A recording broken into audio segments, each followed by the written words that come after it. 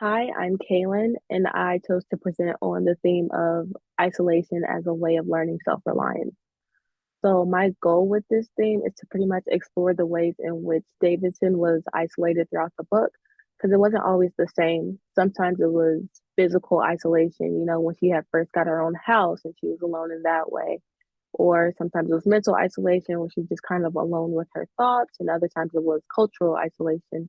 She's like a white woman among a lot of Aboriginal people, so that was a culture shock for her in a way.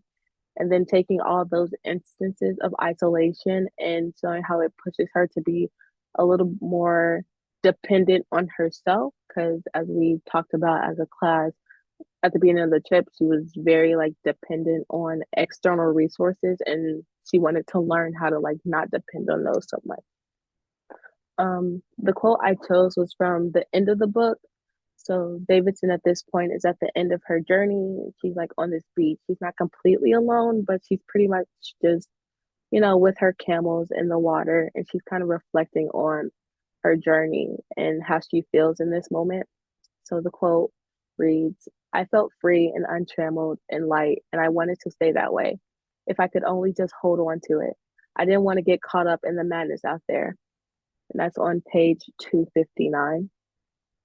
So pretty much, the message of this passage is that she learned throughout this trip to be more dependent on herself. Like you see, as she went on, because before this, like earlier in that same paragraph, she's talking about how she pretty much just had a survival kit at this point, where she had a lot more to carry at the beginning.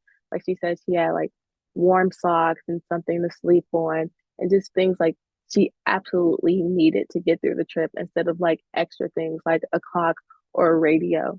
And she pretty much wanted to maintain this sense of self-reliance, because she was saying like after this journey ends, she's gonna have to like go back to the real world in a sense. Like she's talking about like how she was gonna be in New York within the next 4 days. And New York is a very different speed than the desert in Australia.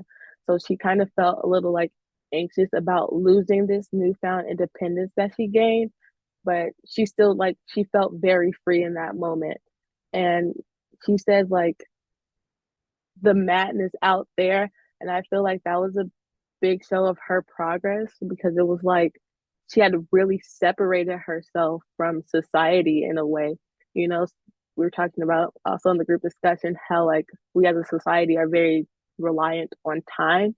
And so like she kind of let that go. And I feel like she has a fear that she's gonna lose that calmness when she like really concludes this journey. And yeah, that's about it. Thank you.